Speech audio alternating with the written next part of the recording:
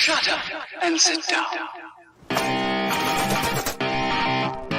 I am a radical libertarian. And we don't want the government to do a damn thing. The current state of politics is unsustainable, politically, economically. You deserve better. It is about supporting, platforming, and assisting the people who are out here actually doing the fight. You just take an issue that's important to you and do something. There you go. You are part of that declaration against tyranny. Because no one brings tear gas to a gunfight. This conversation gives me a little more hope for the future. The one, the only. Fight for liberty. This is the cherry on top. This is FSM. Hello, fighters. Welcome back to Fight for Liberty Live. I'm your host, David Fite, here to get you fired up about the men and women out here making the world a freer place through politics, activism, business, journalism, and more. We are here live on Free Speech Media Network. If you're watching this on YouTube or Facebook or any of the old platforms, go ahead and click the link in the description. Go watch this on Rumble or Odyssey. They pay their creators better, and they are much less likely to shut us down for spreading information about third-party candidates and interesting topics that a lot of people don't want to talk about. Tonight, I am joined by the Libertarian candidate for governor of West Virginia, which I'm super excited about. Before we jump right into that, we're going to hear from our sponsors, as always. First up being our oldest sponsor and our favorite, Blood of Tyrants Wine, the official spirit of 1776. Now they have a brand new energy tea called Liquid Freedom that will have you refreshed and energized to go out and fight for liberty all day long. But if you're looking for a nice night in while slipping on the blood of your enemies or their tears and supporting this destruction of the tyrannical state, look no further than Blood of Tyrants Wine. You can choose between a Merlot and a Pinot Grigio or both. Distributed by activists you know and love, bloodoftyrants.wine is the place to go. Use promo code FSM to get 10% off your first order. And again, that's bloodoftyrants.wine, or click the link in the description and use promo code FSM. Next up, we have Crafton Business Services. Crafton is dedicated to helping entrepreneurs start, grow, and maintain their businesses by providing a wide variety of products and services to make your businesses more efficient, manageable, and profitable. And now Crafton understands how frustrating getting your business off the ground can be. That's why they've put together their business in a box solution to turn your idea or side hustle into a fully functioning company in one place for one transparent cost. So for under $1,000, you get your corporate filing, your registered agent, a logo, business card design, marketing strategy, and an accounting consultation, all to get you off on the right foot. And that is just $9.99 plus state theft. So go on over, check them out at crafton.us. And last but very much not least, MyArkit. MyArkit, save your digital legacy for generations. Don't just save your pictures where they are at risk of being censored, deleted, or lost. MyArkit gives you security and privacy at a great price while telling the whole story in your own voice and writing. Unlike a cloud backup to just dump all of your random pictures, MyArkit has you upload one full memory at a time. A picture or short video post with text and or audio captions create a timeline that makes going back through your memories an easy and pleasant experience for you and your loved ones. So you can sign up for a 30-day trial today and see what the craze is about. There's no payment info necessary. It's an actual free trial. So you can go to myarkit.com, use promo code FSM to get 10% off. Again, that is MYARKIT, myarkit.com, promo code FSM. You can sign up for a personal account to save your life forever, or if you have an important event coming up, you can create an event account. So let attendees add photos and videos for you, and then you and other admins can go through later and create a beautiful digital album for your upcoming wedding, convention, graduation, or shower. Again, go to myarkit.com to learn more. Promo code FSM. Definitely go check out those great brands, show them some love and support, and help so that they can help us keep the lights on over here. Running a network isn't free, and we need your help to keep us going. But all that being said, joining the fight tonight, activist, attorney, wife, mother, and candidate for governor of West Virginia, the one and only Erika Kolenich. Welcome to the show. Hi, thank you. Well, so I always like to start off super simple with a kind of testimonial question. So I'm curious, where did you first hear the term libertarian and what brought you in? So I first heard the term libertarian from my husband, Carl, who was a libertarian. I always joke around that I think Carl was a libertarian when he came out of the womb. He was somebody who came to libertarianism when he was a teenager. I was not into politics at all. When Carl and I got married, I was one of those people who was very happy to stick my head rather in the sand and pay attention not at all to what was going on around me. And Carl used to get together with folks at libertarian meetings, and he would talk about libertarianism. And I had no idea what it was until he started to get very involved in the party and actually ran for office.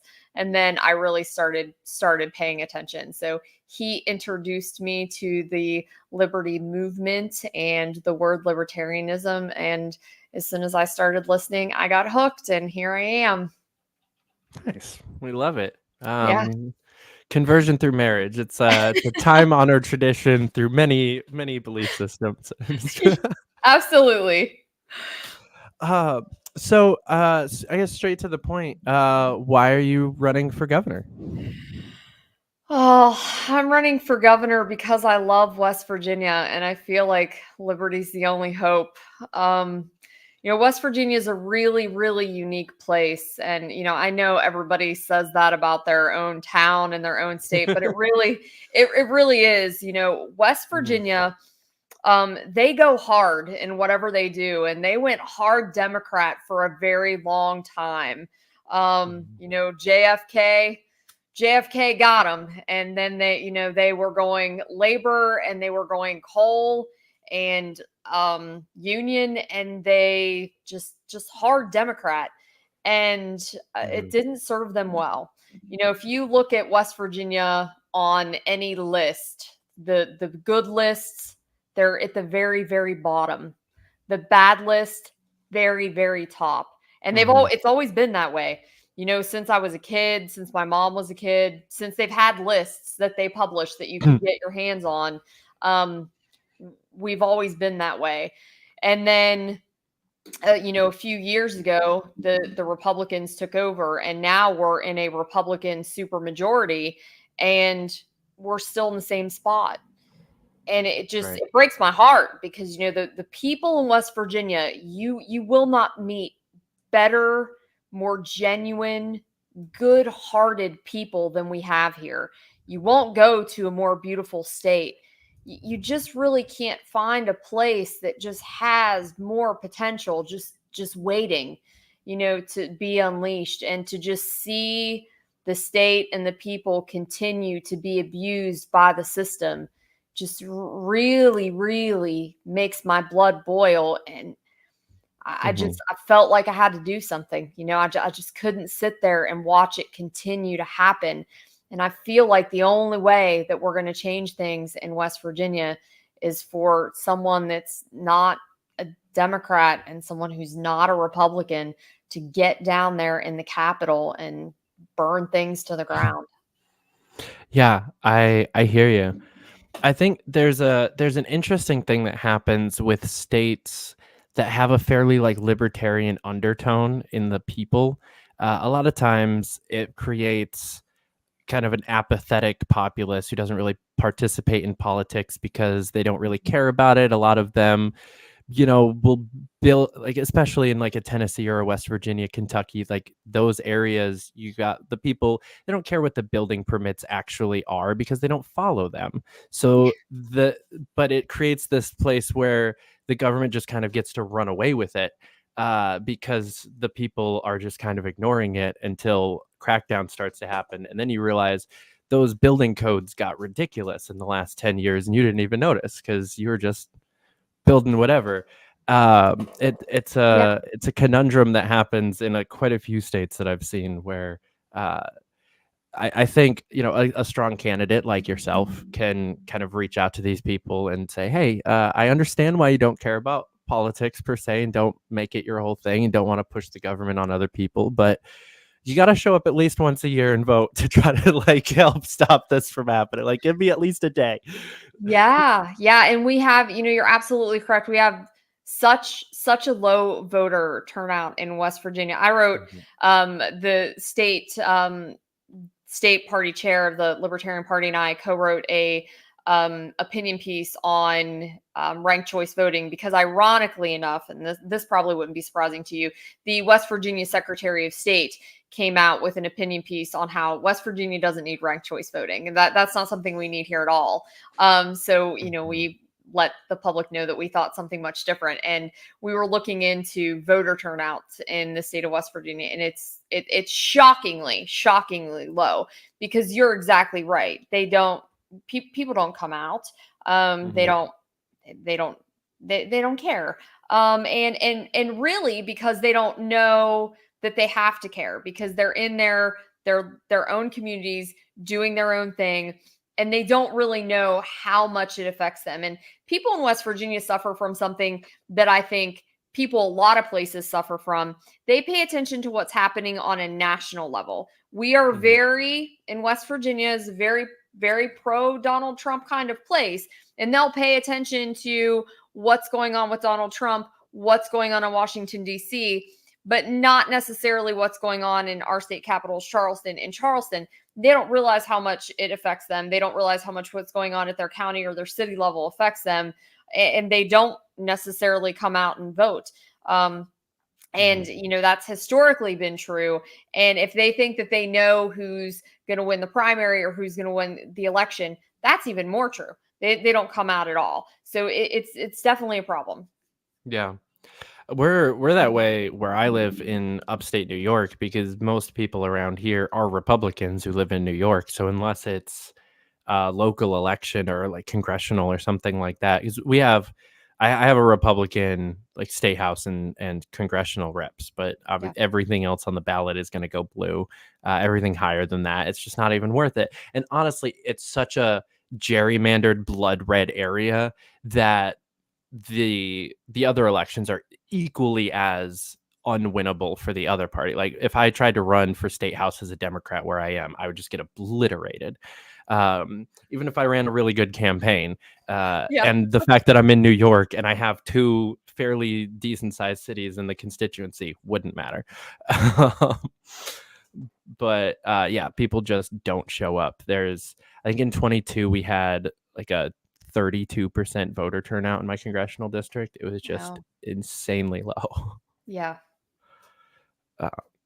So what are some things that you guys are doing with the campaign to try to reach out to those people who don't normally pay attention to where you would normally put like campaign information? So we just have to work harder in West Virginia than anyone else. So we're going out to West Virginia is a fairs and festival kind of place. We've got a fair and festival on every corner. So that's what we do. Every weekend we are out there. This past weekend, we were at the Grafton Monster Fair. So we go to these places and we set up booths, and we're in every parade in every small town that you could possibly find. And we're setting up tables and stands and just walking around small main streets, even when there's nothing going on. West Virginia is one of those places where if you go to any given main street, on any afternoon, it's where you kind of find the people still. Even if it's one of the small towns in, some of the old coal areas where coal's not necessarily doing as well, you'll still find some of those older folks and older populations that have gone down to their local diner and they're, walking to their cars, and we just meet them where they are, and we'll get some rack cards and a handful of our what is a libertarian literature, and we hit the streets and we just go to these towns and walk up and down the streets and try to meet people and talk to them about the issues that are important to them. So it really does have to be one of those old-fashioned grassroots type of campaigns here in West Virginia. It's very hard in West Virginia to do things like door knocking. You Mhm. can. You might get your legs bitten off by a coon dog if you go up in some of these little hollers in West Virginia and try to door knock. You can do it in some of the more urban areas, some of the bigger towns we have, but it's a more it's a more difficult kind of place to do that. So we just kind of have to go to any event where we know there are going to be people gathered, any small little town, and just, like I said, hit up the diners and the little main streets and just try to find people and just start talking. People will listen. That's the thing about West Virginia is people are at least willing to hear you out. People are not mean. I haven't run into anybody on the campaign trail who hasn't been willing to talk to me. If I'm doing a real renegade type thing where I'm just walking up to people and saying, "Hi, my name's Erika. I'm running for governor. Can I give you my card?" Which I do a lot. I don't have many people that say no. And most West Virginians will just say, "No, thank you, ma'am." If they're not going to take it. And I might run into maybe one person if I'm going to a big fair that says that. So people are generally pretty receptive to talking to me, which is always encouraging when you're a candidate. People aren't out there being mean or nasty or rude to you. Yeah, that sounds like so much more fun than what we put Larry Sharp through. I'm certain it is. Yes. Yeah, that's just as like a person traveling, I had been to like 45 states by the time I graduated high school. I've done and then I've been back to most of them as an adult. As just a person, I don't necessarily notice that big of a difference between like the Southern hospitality and Midwestern and even Northeastern. Like I feel the same vibes for the most part going to a diner in like Massachusetts as I do in Texas. Working politics showed me that all the stereotypes are way truer than my like little like touristy traveling through the country could have been true. Like petitioning in New York or Chicago or Detroit versus the suburbs of Houston or Nebraska or some of these other places is such a drastic difference. I've actually had people, I just go like, "Hey, how's it going?" And they'll turn their shopping cart around and come back to me and be like, "Oh, it's going good. What are you doing?" And I'm like, "Oh, I'm just petitioning. Are you had escaped. Like, are you sure you wanted to turn around and come back to me?" Like, it was so weird as a Northeasterner, just having petitioned mostly just like Michigan to New York, like this area. So much easier in the South.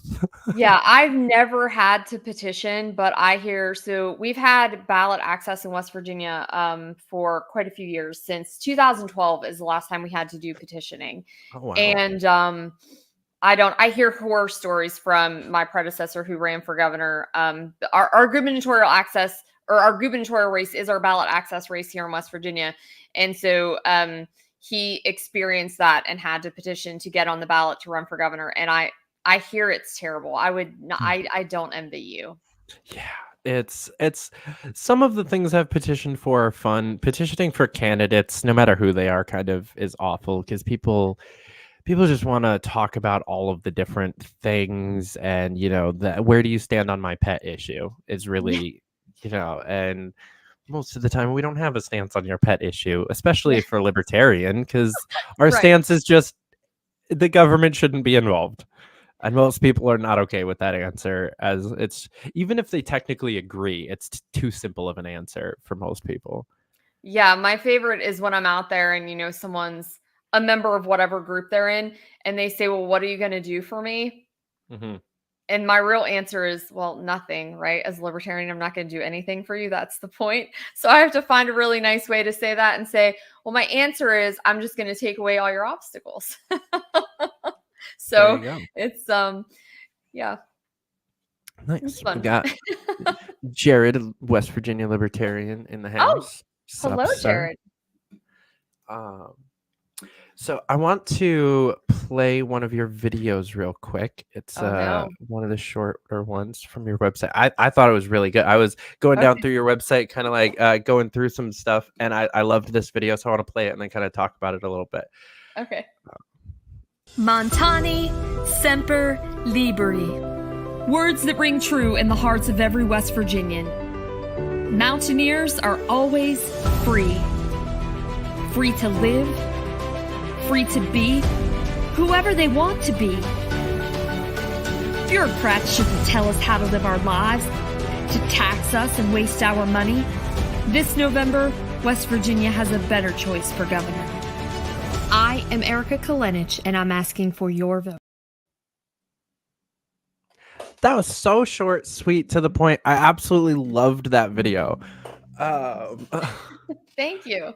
So is that like the state motto or something? I've never heard that, the Montani Semper Liberi before. Where did that come from? Yes, it's our state motto, indeed. Oh, cool. That's, yeah, I love how many of our states have that like foundation in freedom, and then we like ran away from it so quickly. And I think it's really cool. Some people watching are gonna hate this tangent, but I like when we're able to actually speak well to the more patriotic like side of the country still well as libertarians, and not just be anti everything, but really reach out to the people who care about their state, who care about their community, who care about their country, and like making it a better place for themselves and their kids and everything, which is the average American. And I think way too many of us, myself included, as like a pretty firebrand anarchist messenger, a lot of us alienate those types of people. And I really love seeing candidates like you, or, you know, I mentioned Larry Sharp earlier, or like Donald Rainwater in Indiana, who are really like can nail that messaging at home to the average American who isn't that as jaded as we are. Well, thank you. I appreciate that. You know, I think one of the things that's ironic in Mountaineers are always free, which is what Montani Semper Liberi means, which, by the way, I had to research that for a long time before I recorded that to know exactly how to say it. And you hear people say it a lot of different ways. I still get criticisms, by the way, on people letting me know that I'm saying it the wrong way, but I promise I did research it, and that's the correct pronunciation. But it does stand for Mountaineers are always free. And it's in actually our state seal. That saying is there, and it is rather ironic, and it does allow me to talk to people to say, listen, you're not actually free in West Virginia. You may be more free in West Virginia than you are in some states. Yes. Are you more free in West Virginia than maybe, you know, California? Sure. Maybe you are. But you're certainly not living up to, you know, what people thought West Virginia was when they founded it. You're not living up to what I feel West Virginia should be when I created that video and the image I have in my mind of West Virginia. You know, when my husband, he always tells the story. He's from Cleveland, which is not West Virginia at all. And, you know, he always tells the story about how when he moved to West Virginia, he just imagined this place that was so more free than you can possibly imagine. And so free that it actually is maybe a little bit scary, right? You come and it's just this wild place with no rules and no bounds. And that's not what it is at all. It's actually quite restrictive. And so when I was thinking about what message I wanted to convey to people, I wanted to convey something that kind of just that pulls at your heart about the majesticness of West Virginia and the feeling of liberation that you can have if Mountaineers were really free. And I think that everyone in West Virginia can relate to that.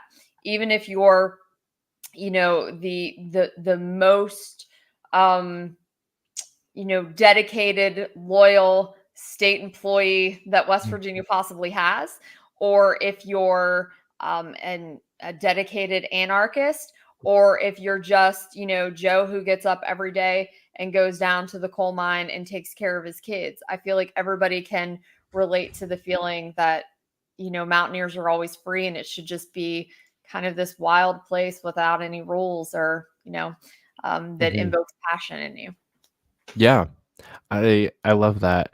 And it is something that, you know, I find it ironic because, like, as a New Yorker, we look at Ohio almost the way that your husband looked at West Virginia. So there's tears to this.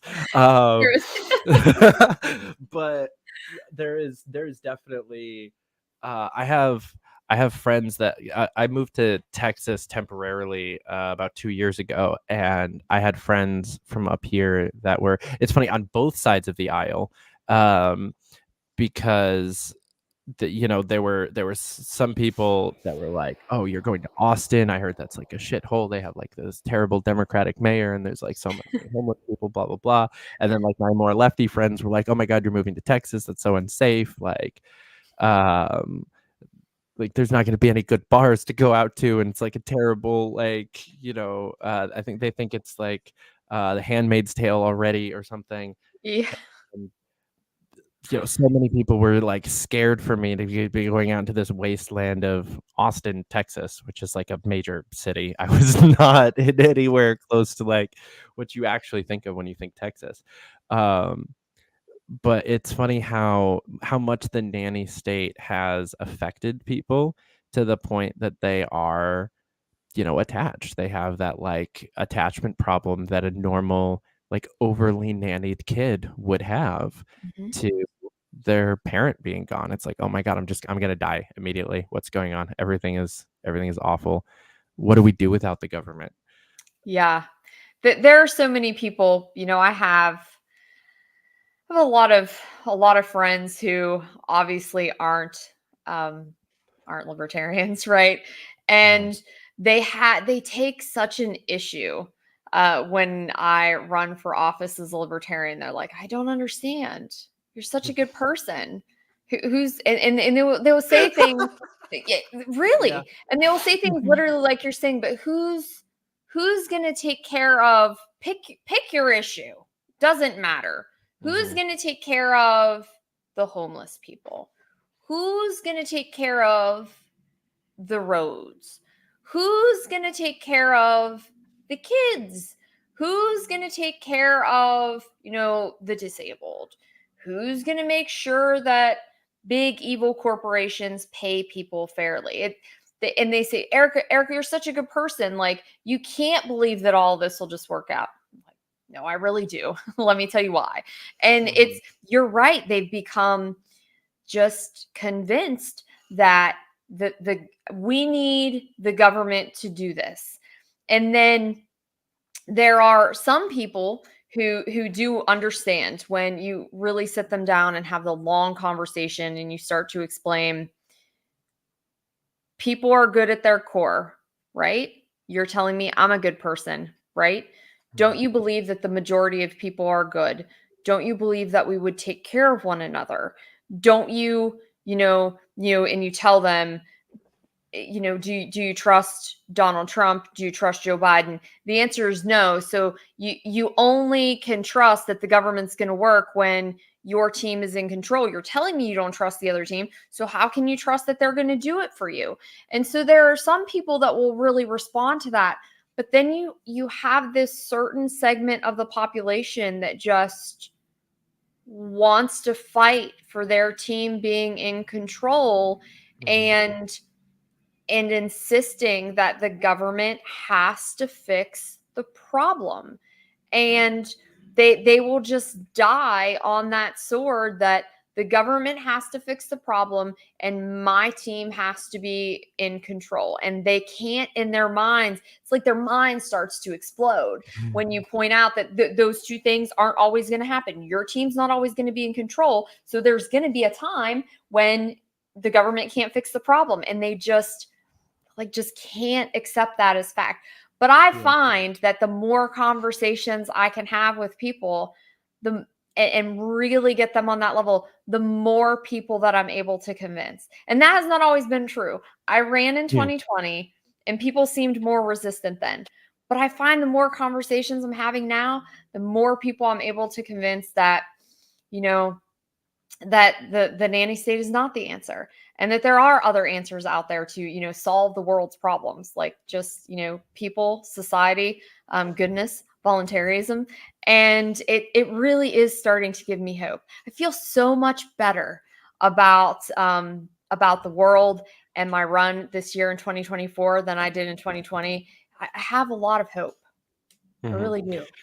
Do you think that improvement is more due to kind of a shift in society, or more of a shift or improvement from you as just a candidate kind of getting out there, or your team, or kind of an even mixture?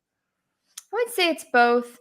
I think every year that goes past, I think people become more and more frustrated with the two-party system. I think that that's just true. More and more people open their minds to the idea of another option, be it a libertarian, be it an independent, be it a, Green Party, Constitutional Party, whoever, no labels, someone else. I think people just become more and more open to the idea of that it doesn't have to be a Democrat or it doesn't have to be a Republican. Yeah. I think when you combine that with like just what's happening on a national level, that we're literally having like part 2, the sequel of the 2020, or I'm sorry, of the prior election. I think that seems to, open people's eyes a little bit as well. And then, there's no denying that when you run the second time as a candidate, just you're a little bit more well-versed. I mean, that when I ran in 2020, I was a new libertarian. So, I mean, when you get hit with some of those questions out there on the campaign trail, it's hard. And, being a libertarian is hard. There's a lot of philosophy there. There's a lot of economics there. There's a lot of social issues there that it takes a while to be able to articulate your position on. And this year, that there's no doubt that I just have a better team behind me. I have more volunteers. We're more organized. So I think it's a combination of all of those things. Nice. Yeah, so you were, to your point of it kind of getting progressively worse on a national level, and people being a little bit more open to it. I was thinking back to your when you were talking about kind of getting asked the, like, who's going to take care of the roads, who's taking care of the kids, who's taking care. One of my favorite answers at this point is, who is taking care of the roads, who is taking care of the schools, who is taking care of the homeless, especially if you're in a city like Austin, where I was, or New York City before that, and some of these other places where the statists are the strongest and they get you with those answers so quickly. It's like, what do you mean, who's going to take care of it? Look around you. No one is, because we're currently not allowed to, and the state has to. Just in your state, a couple of months ago, there was an organization in Clarksburg that was getting harassed by the local city council and police because they were trying to feed homeless people. Like, what do you mean, who's going to take care of them? We're trying, and you won't let us. Right. One of my favorite stories is that, during COVID, when the supply of baby formula was short, and it was short everywhere, right? It was especially short here in West Virginia. We have a very high, I don't know if you know this, but we have a very high foster population here in West Virginia, foster children. 60% of children in West Virginia are actually being raised by somebody who is not their biological parent. Lots of kids in West Virginia being raised by grandparents, aunts, uncles, siblings, lots of kids just in foster care. So it's a very significant issue. And we have a CPS crisis, Child Protective Services crisis here in West Virginia as well, which we could talk about for days. If you wanted to, we could talk about for days. But there was a foster parent that I'm aware of who needed a very specialized formula for a foster child that he had. And he was reaching out during this crisis, this formula shortage, to Child Protective Services, who had placed this child with him.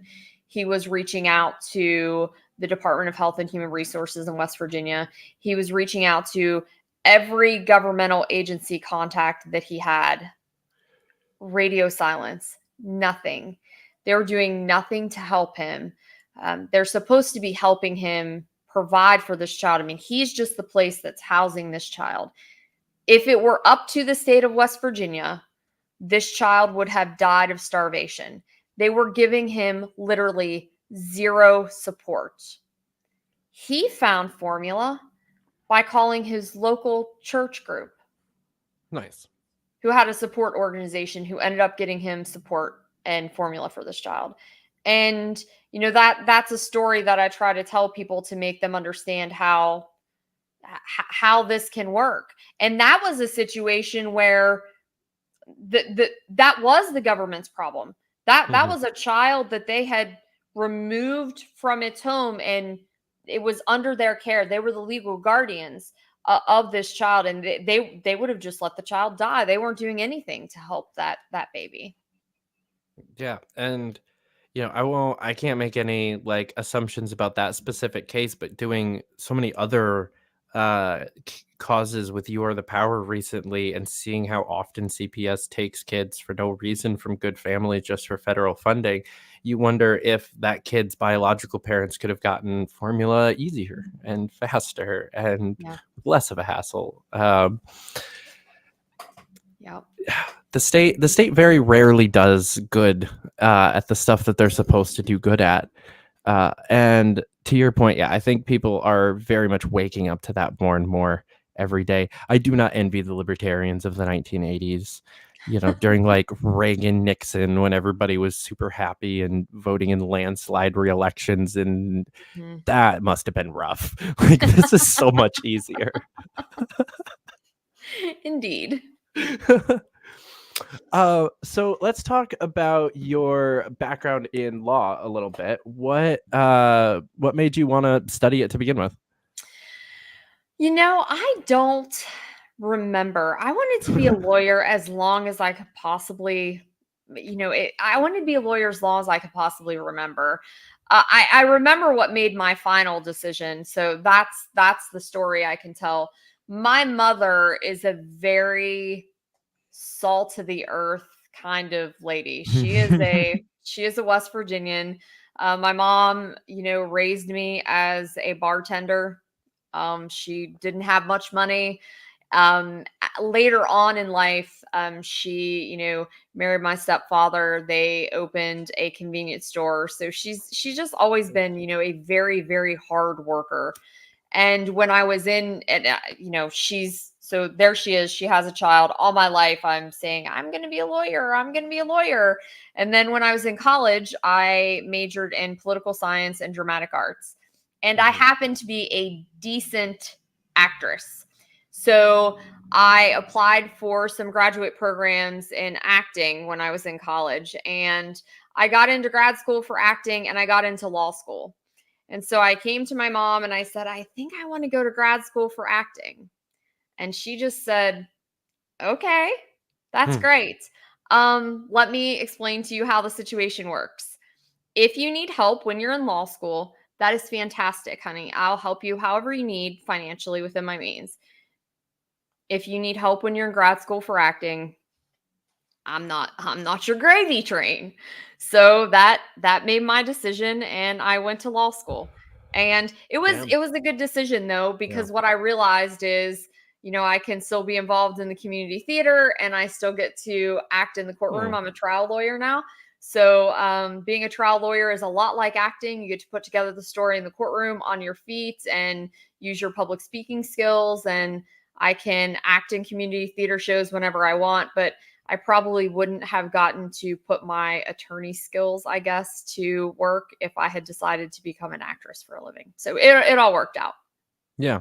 You would have had to get like a job on Blue Bloods or something like that. Something like that. Yeah.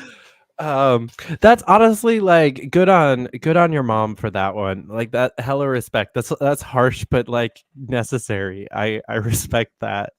Yeah, my mom was never one of those, like, honorable mention ribbon type parents. I mean, she was just always very straight honest with me. Still is still is a very, very hard but very loving woman. Yeah, she just told me very straight. But I think I've always really enjoyed helping people. It's kind of, my thing. I own my own practice, and even in how I run my business, I love to help my employees. I love to foster them. I love to watch them grow. I love to provide career paths for them.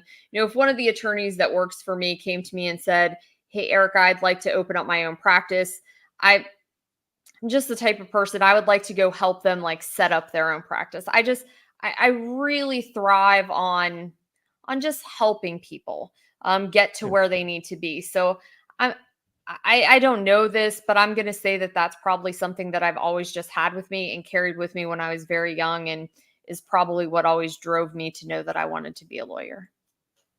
I love that, because even from a selfish, like, practical standpoint, which I'm not accusing you of this being your mentality, but just if you go into this mentality, you're a lot better off having somebody out there who's being successful with their own practice, who you were their mentor and they still love and respect you, than having a kind of disgruntled, unhappy employee that would really like to be doing their own thing and they're not really happy with how you're running your business, and there's things that they wish were different, and they're just going to give you max 80% for the rest of their career.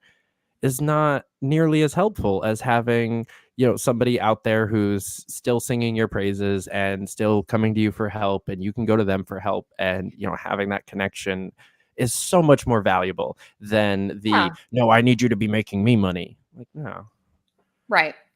Yeah, and you could call it selfish. It probably is, right? It's somewhere deep down, it probably is. I'm sure I derive something out of it, or it wouldn't be what motivates me. But I really do get a lot of satisfaction out of just genuinely, helping people. I would probably, drive my business maybe into the ground if it wasn't for my husband and my business advisors, because I would help everybody for free if I could. But can't, right? So you gotta just can't do that. That's why you gotta, become governor. Do you guys have like the same thing with president, where like once you serve your 2 terms and then go out, you still get your pension or whatever? Because then you can just I don't know that, because I'm not interested in the pension. I don't so even I'm know not that sure. for New York either. I have no idea. I think so. I'm pretty sure if you serve a certain amount of terms. But yeah, then you can just, ride out the government pension and just help people with government dollars. Yeah, maybe I'll do that. What It's a good idea.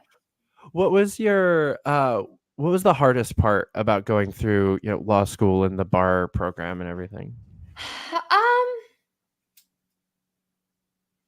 I didn't find law school to be particularly hard. I Humble think brag. no, it's not. It's more just I worked all through college. So for me, it wasn't different. I think a lot of people that came to law school that didn't have the experience of working through college find it difficult. But for me, it was actually a little bit easier, because generally you don't work your first year of law school. So if you set up law school like a job, and you come in, you go to class, you go home, you do your reading, and you're on a very regimented schedule, it's not super difficult. I found the bar exam and the process of studying for the bar exam to be far more difficult, but in a mentally challenging way. You start to, as you graduate law school, stare down the barrel of one test that, if you're someone like me and going to law school is what you've always wanted to do, everything that you've worked for your entire life is like culminating in this one test, right? And you graduate in May and you're taking this thing in July. And so you're thinking, okay, literally the past 23 years of my life have come to this one point in this one test, and I've got 2.5 months to study for it. And if I fail it, what happens? What do I do? So for me, it was far more of a of a mental game, I think, than anything else. Just keeping yourself grounded, giving yourself perspective, reminding yourself that, if you fail this test, it's not the end of the world. You can find a job. At that, I went to law school in Ohio. So if you have to go back home to West Virginia and help your mom and dad run the convenience store, it's not the end of the world. It was a very, very difficult mental time for me. That was the worst part. I can see that. Yeah. I feel like genuinely I ran from that experience most of my life. I would like hop from thing to thing because if the pressure got too much, it was just like, oh, I don't care about this that much. I can do other things. And ended up just becoming a jack of all trades that has very few like specialized talents at all. My resume is all over the place. And then I found my home in politics because they love that shit here. Just being a jack of all trades really actually works out well in some industries. Yeah. So I know specifically that some of my viewers are considering going to law school currently. It's a conversation I had with a few people at convention. So what's something that you would kind of say to them? Something that let me word this correctly, like the mindset that they should be in trying to make that decision, whether or not to actually go to law school or, paralegal route or something less intense. Yeah, I think, what I tell people is to think about what the long-term plan is. I would say to people, don't necessarily think about, number one, just the money, because you would be surprised. You can be a good paralegal and make close to, if not the same amount as lawyers. I have a paralegal who started out at my firm, who's now, my operations manager. She makes close, if not the same as what, lawyers do. So think about what your long-term goal is. Are you going to law school just to say that you're a lawyer, or is there something that requires the law degree to do that you can't do somewhere else? For example, if you want to be a transactional lawyer, and you're not going to law school to be in a courtroom, there's a lot of transactional work that you can do as a paralegal and probably make the same amount of money. So do you need the law degree? Do you want to put yourself through that just to say that you have the law degree? So think about those types of things and go to work in a law firm maybe before you go to law school. Go get an internship at a law firm. If you can't find one, call me. You want to come to West Virginia, work for a couple months, you can come to work for me. I think a lot of people find that sometimes being a lawyer isn't necessarily what they think it is. It can be a lot more paperwork and a lot less court time. And if you want to be a courtroom lawyer, try to get an internship where you can shadow an attorney and go into a courtroom and see what that's like, and make sure you actually like it before you spend all that money. And just try to do some of those practical things, because the amount of people that I have talked to that have gone to law school and it's not what they thought it was at all, or the amount of people that I have seen start at law firms and start as paralegals and say, oh, actually, after working for a lawyer, I never want to be a lawyer in my life. And so just to kind of have some of that base information before you jump into law school and either A, don't finish, B, finish and find out, being a lawyer isn't what you want and you spent all that money. It's just do a little bit of research, talk to some lawyers, talk to some paralegals and find out what they really do and how that aligns with what you think you want to do. And just try to, make decisions based on that, as opposed to just thinking, I want to be a lawyer because that's the highest thing you can be. So I was interviewing lawyers actually this week because I need to hire a bunch of them. And the amount of lawyers that came into their interviews and said to me, I learned everything that I know about being a lawyer from this paralegal at my first job. almost all of them say that. So being a paralegal can be just as important at any given place. So just think about, why it is that you want to be a lawyer and if you really need to be a lawyer to accomplish those same goals. Hell yeah. I think from an outside perspective, from somebody who's had friends go into all of these careers and never actually touched any of them myself, I think that lawyer, doctor, and social worker are all these like kind of catch-all glamorized industries that, like to your earlier point, if you just like helping people, and just have that innate like desire constantly, if you're like then it just kind of depends on which type of a brain you have, which one of those three things you're told from like age 3, like, oh, you just have to do this. If you're really good at science and you like helping people, you should be a doctor, period. And I think all three of those industries have those kind of side gigs that don't require 7 to 10 years of school to do. I don't know about everywhere, but I know in New York you need a master's to be a social worker. So it's almost the same amount of schooling as the other two, where you can still help so many people. Even you were talking earlier about foster parents. Like you literally get money from the government to do that, and obviously it's not free. Like it's or super easy, but there's so many ways to help people, help your community, volunteer at so many different organizations and stuff. That's so much easier than trying to go to school and become a CPS employee, and that's probably not even going to be as fulfilling as you want it to be. And similarly, they're all very glamorized in like the media. And to your point about like paperwork versus actual court time, they don't show the boring parts of being a lawyer or a cop or a doctor on TV. That doesn't make for good TV. They do not. And I guess my last piece of advice will be, please do not watch Suits and think that this is how the world is. The amount of people that I run across on a daily basis who apply to work at my law firm and think it's going to be like Suits is astounding. So this is my last piece of advice. Do not go to law school because you think it works like it does on Suits. That's not the real world. It's not the real world at all.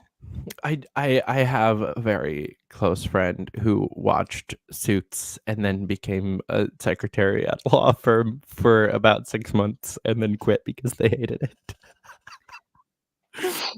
Because it's not like it is on Suits. Yeah, they thought they were going to go and be Donna, and they were not.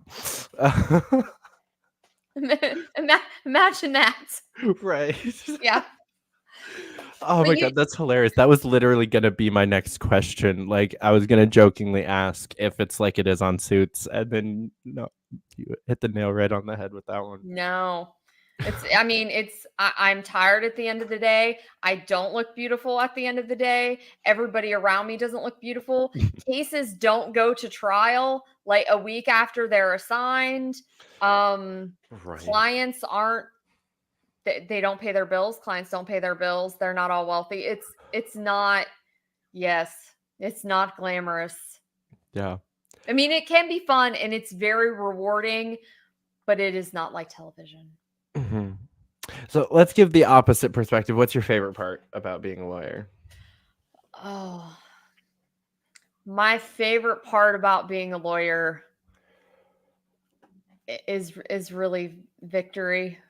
It's really victory on behalf of a client. I would be lying if I said it's not. There was a case last week that I won. There was a gentleman that I do a lot of employment law, and there was a client whose case I won, where a hospital was trying to run him out for reporting safety violations that were happening at the hospital, and we won his hearing. And there's no sweeter feeling than like seeing the tears in your client's eyes when you get victory on their behalf. I won a vaccine case a couple of weeks ago against the largest employer in the state of West Virginia, which happens to be West Virginia University Health Center, WVU Medicine. There's no greater feeling than those types of things. Like, imagining the look on, counsel for WVU Medicine's face when the decision from the Intermediate Court of Appeals comes out and they're, reading the decision. There's no sweeter feeling than that. I love that. I love the honesty on that too. I think the people of West Virginia can take something from that and know that, if they put you in the Capitol, that they're your clients from there on out. And, that's going to be that same motivator looking for a victory for the people of West Virginia every day. And sound like you could give them that for sure. I would either give them that or I would die trying. Hell yeah. So run me through some of your key platform positions. What are you guys really focusing on? Sure. Well, we have 3 things here in West Virginia that are plaguing the state that we're focusing on this year in 2024. The first thing is educational freedom and educational choice. Public schools in West Virginia are problematic. We are spending more in our public education system in West Virginia than the significant majority of states, and yet we have very, very bad outcomes. You remember I was talking about those bad lists in West Virginia. Education is, one of the lists that we're at the bottom of. And we can't seem to get it right. And the Republican supermajority we have here in West Virginia patted themselves on the back when they passed school vouchers and charter schools a couple years ago. And they were like, great, we're done. We got some educational choice here in West Virginia. We're done. We still have a long way to go. There's still a lot of things that happen here in West Virginia. For example, you can't get the voucher if your children have ever gone to or if they've not started in the public school system. So if you've elected to always send them to private school or charter school, you don't qualify for the voucher. So there are a lot of things that need fixed. There's still a pretty heavy regulation over the charter schools and how they have to get started in West Virginia. So we have a long way to go toward educational freedom and educational choice. So that's my number 1. Number 2 is in West Virginia, we have a aging and unfortunately a dying population. West Virginians are getting older and our younger people are leaving. And the past few years, we've been doing pretty good at getting some folks to move into West Virginia, but not enough to replace the people who are passing away. So as businesses are going to need to replenish employees, that's not going to happen in West Virginia. So we need to find ways to get people to want to move to West Virginia. And one of the highest cited reasons that people don't want to move to West Virginia is the level of our personal income tax. And we're paying in West Virginia about $5,000 per household, which is a staggering amount given the wages that the people in West Virginia make. So we need to eliminate the personal income tax in West Virginia. Additionally, West Virginia is a pretty highly regulated business industry, which it shouldn't be because West Virginia economy is not necessarily out there, kicking everyone in the rear end in terms of its performance. So West Virginia loves and has always loved to, pick winners and losers. You probably can imagine that with coal. West Virginia has loved to bend over backwards for coal and oil and gas, and coal and oil and gas has not always been good to West Virginia. The playbook has always been, let's offer money to this corporation or that corporation to come into West Virginia, most of those don't even ever get their front doors open. The ones that do don't produce the jobs or the returns that they promise. There was recently, a company that opened in West Virginia called Form Energy, which was basically a green energy company, which is very interesting considering the Republicans talk about how pro-coal they are, and then they take money from small West Virginia businesses in the form of tax dollars and give it to a green energy company. But they did. And they continue to do things like that. Meanwhile, your small business on your everyday West Virginia Main Street is regulated to death and can't keep its doors open. So eliminating those types of regulations that hold businesses down so we can create an even playing field. And then the last thing is criminal justice reform. As I mentioned to you, the majority of children are being raised by people other than their grandparents, and that's because we're taking their parents and we're throwing them into jails for substance abuse. And then once they're in the jails, we're mistreating them, and we're allowing correctional facilities and a few bad actors in the correctional systems to murder them, and we're not holding them accountable. So there's a significant amount of criminal justice reform that needs done in West Virginia. So those are our significant issues here that we need to tackle. That was a much more serious sentence than I thought you were going to say. I hear a lot about correctional facility mishandling. Not as many murders around these parts. That's crazy. Yep, our people are dying in our facilities. Yeah, I don't care how you feel about the laws themselves. I feel like almost everybody can understand why that's not okay. I would hope so. But we've got a real systemic problem. Not only are people dying in our facilities, but the past few years, there's been a massive cover-up when there have been lawsuits.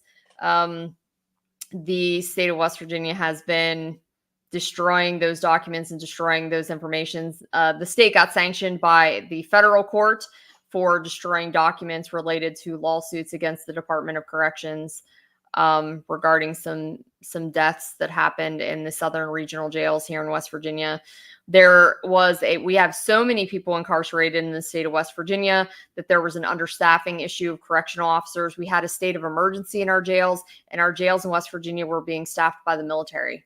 National Guard has been staffing our jails for about the past 18 months. That state of emergency just ended last month, I think it was. It was either last month in the beginning of May or the end of April. I can't remember exactly when it was, but so you can imagine how scary that is, that our military in West Virginia is staffing our jails. Not that I don't love the National Guard. I do. My daughter's a member of the National Guard.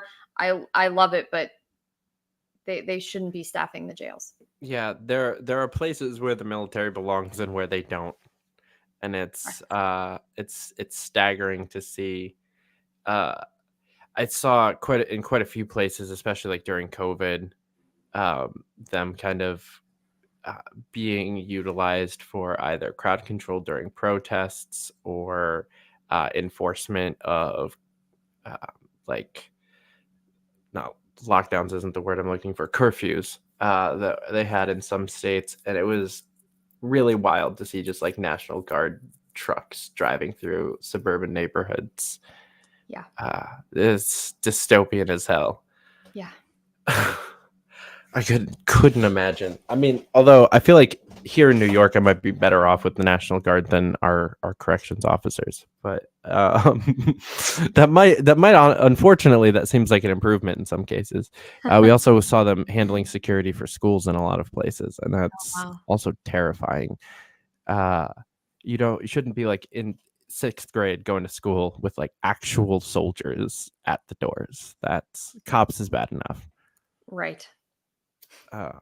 Man, those are some really solid that's a solid top 3. Thank you. I think kind of to my point earlier, those are things that most people can kind of get behind. They can be reasoned with. I remember when I was running for New York City Council in 2019, the most pushback I got from the points that were on my literature was cannabis legalization, which ironically enough, we legalized it statewide 9 months after I wrapped up my campaign. But I got a lot of pushback from the people. I was running in like Flatbush, Brooklyn area, which is a very like family centric, but like immigrant and ethnic family. So a lot of like Black and Hispanic people, but it's a very safe, very like just like grandmas all over the place. I really loved living there. And so a lot of the people that I was talking to on the streets were, 60, 70, 80-year-old women who just, still have bought into a lot of the propaganda from the 60s and 70s about cannabis. But I had 100% success rate of just a simple conversation with these people and explaining to them why their 13-year-old grandson is more likely to get cannabis now than they would if we legalized it and took it off the street corners and put it into dispensaries. Even though I might personally disagree with the amount of regulation we would probably end up putting on it, that solves your issue. And I remember specifically, I had one woman that I was having this conversation with, and I told her point blank, because she was talking about her 13-year-old grandson. And I told her, go ask your grandson which is easier for him to currently get at school or in the neighborhood, weed or alcohol. And then come back to me. If you see me out here campaigning again, let me know what his answer was, because I guarantee you it is easier for him to currently get weed. And I was canvassing the same train station about a week later, and the woman actually like saw me and came up to me and was like, I asked, and you were right. You were 100% right. He says like one of his friends that comes over to the house fairly often sells weed, and I didn't even know. I'm like, yeah, he's a 13-year-old kid. He's a drug dealer. That's normal. You live in Brooklyn. Unfortunately, they're not getting their hands on alcohol or cigarettes, though. It's just the stuff that we've criminalized. And she was like, no, I think you're right. You've really changed my mind on this. And like that interaction has stuck with me for, hell, that's been almost 6 years now. And will for a long time, because we can, just a simple conversation with a lot of people really goes a long way. And a lot of people, they just haven't, and this isn't an insult at all, this might come out wrong, but like they just haven't put in the thought into all of these different issues. Because they don't have to. It's not an active part of their life. We're nerds. We do that. We've spent hours and hours deep diving and arguing with our friends and our significant others about different issues to get to the root cause. Most people don't do that. And we really have to take a step back, especially if you're somebody who is on the inside of politics a lot. When you then go talk to a normal person, you have to take a real step back and realize, you're starting at step 1 from these conversations, not step 1000. And I think, the way that you explained those issues, you knocked that out of the park. Even for, a libertarian show, not 100% step 1, but like, a very simple, approachable, easy to grasp version of what can be kind of a scary and extreme platform to some people. What are you most excited about out of these next 5 months as you get to campaign? Well, it's always fun and exciting to travel around the state and meet people, but I think what I am most excited about, and I hope that some people listening don't get offended, but I think what I'm most excited about is the fact that we really have the opportunity this year to relegate the Democrats in the state of West Virginia to third party status, which is super, super exciting for me. And I think it's super exciting for the folks working on my campaign and the libertarians in the state of West Virginia. There was recently a poll that one of our newspapers ran in the state of West Virginia. And I don't know if you've heard this, but there is wins in West Virginia that Joe Manchin, who recently became an independent, which probably put the final nail in the coffin of the Democratic Party in the state of West Virginia. may step into the governor's race in West Virginia as an independent. He was a prior governor in West Virginia, and he jumped out before he completed his second term. So under the law, he has the ability to come in and run for a second term and complete that. And there is rumor that he may do that. He has until August 1st to declare. And the day that he switched to independent was the last day to switch your status to be able to run as an independent. And so one of the local papers was running a poll, if Joe Manchin gets into the race, who are you voting for? And we are tied with the Republican candidate, and the Democratic candidate is polling at 7.4%, and we're at 36%. So pretty exciting. Yeah. That's a gap. Yeah. That's what excites me the most. Wow. Yeah, that's with good cause. Yeah. Holy cow. Man, those Indiana Hoosiers, whatever they're called, have been talking about Don Rainwater for 4 years now. I think you've got a shot at beating them to that. I like Mr. Rainwater though. I mean, I do too. Like awesome. that friendly shot. His campaign manager's coming on the show in a couple of weeks. So but yeah, that's awesome. That's so cool. Is it just a terrible candidate, or the party really that dead, or both? Yes. All of it. Yeah, he's not running. He's not fundraising. He's not running. I was the only candidate at any of the Pride events in this state, which was pretty shocking. You would have thought the Democratic candidate would have been there. He's just not out there. I don't know how else other than to say it than that. It's been shocking. He's not coming out at all. And yeah, the Democrats have been, they've been declining in West Virginia since the Republican supermajority took over.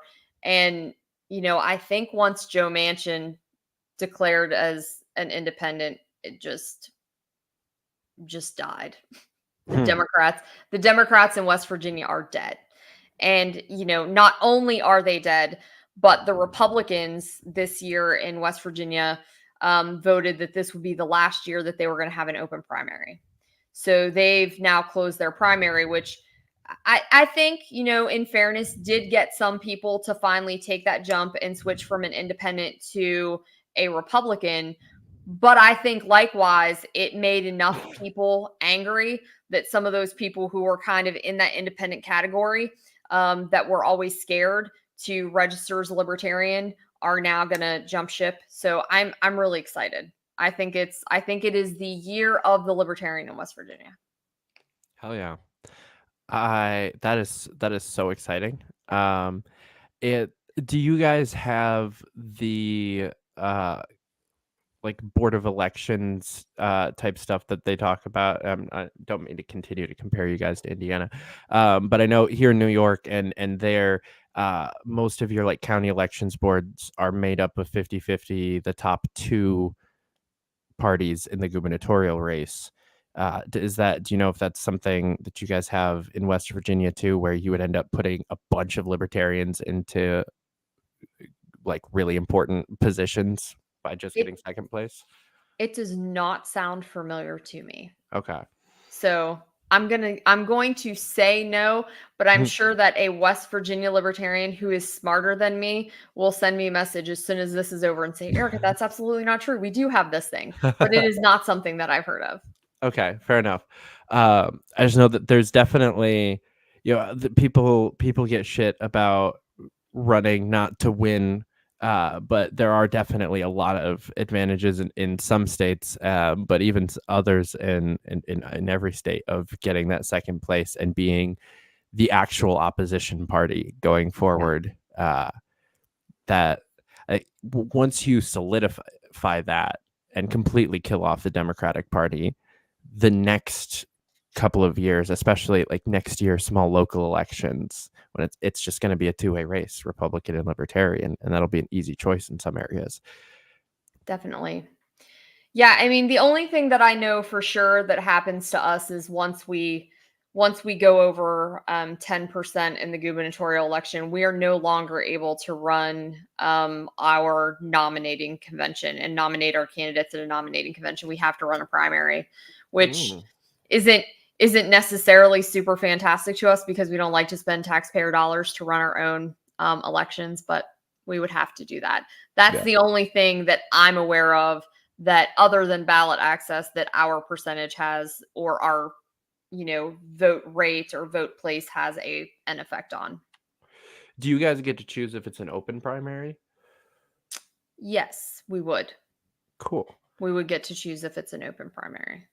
Because that was something, I was on the Lars Mapstead team going into the convention in DC, and we did a lot of texting and calling into Nebraska leading into their elections, because they also have half open primaries, I think, but an independent can cast a libertarian ballot. And so we were calling a bunch of independents who thought that they couldn't vote on primary day. They're like, "Oh no, I'm an independent. And some of them were kind of salty about that, and the opportunity to get to tell them, no, you actually get to go out and participate in this thing along with all of your coworkers and your friends and everything, and vote for somebody you actually believe in, that has your values, that wants to see things that you want moved forward." And of course, we had kind of have pretty decent data, so a lot of these were like libertarian friendly. If we can find that, possibly voted for Johnson and Jorgensen. And so getting to tell a bunch of very disenfranchised independents that, no, there's actually something for you to go do tomorrow, and you can go vote for Lars Mapstead, and he's gonna do some crazy things in Nebraska this year, was a really encouraging experience that I hadn't really considered that possibility going forward. I mean, we're so far away from having actual primaries in New York. But so that's just a whole other opportunity that you guys will get to have going forward if you hit that threshold. So yeah, that's exciting. It's very exciting. Yeah. So give me real quick, your elevator pitch, why people should vote for you, and then, where to find your stuff, donate, volunteer, learn more about the campaign. Yeah. So I think that people should vote for me in West Virginia because so often people are voting against someone. They're not voting for anyone. And I think I'm truly the candidate in West Virginia that people can vote for. Someone that people can vote for because they believe in, and that they believe will take West Virginia from the bottom of those lists to the top of the lists, and from the top of all the bad lists down to the bottom. Somebody who will really live by the motto, Mountaineers are always free, and unleash West Virginia from the potential that it really, really has, and from the oppression that it's been suffering from the two-party system. And everybody can find me on the internet at my website, which is nowisthetime.wv.com. I'm really easy to find on the internet. Actually, if you just type in Erika West Virginia Governor, I come up. You can find me on Facebook at Erika Kolenich. My last name, it's on the screen right now. You can see it. Kolenich is my Facebook. I'm also on Instagram at Erika Kolenich, and on X at Erika Kolenich for Governor. Hell yeah. Well, you heard her, folks. Go check out all of that stuff. Go, if you can, donate. If you're in West Virginia or you want to help out, sign up to volunteer. I'm being very picky this cycle about candidates on the show. I don't do too many candidates, and I've had a few on I really like, and I'm seeing messaging that is great, of like professionalism. Dude, your website is one of my absolute favorites, by the way. You actually have like good candidate photos. It's not just like one headshot that you had because you had to for work. You've got like the picture with the family and the dog and everything. Like, it's actually a well done campaign website. It doesn't look like your mom made it for you, and I can't express how great it is to see professional photos on a candidate website. That's not just the headshot. Thank you. I appreciate that very much. Guys, thank you so much for hanging out. Of course, if you haven't already, hit the like button, the subscribe button, so we can catch you back here next week. Go check out Erika at all of her things. Go check out our sponsors, and then come on back here next week.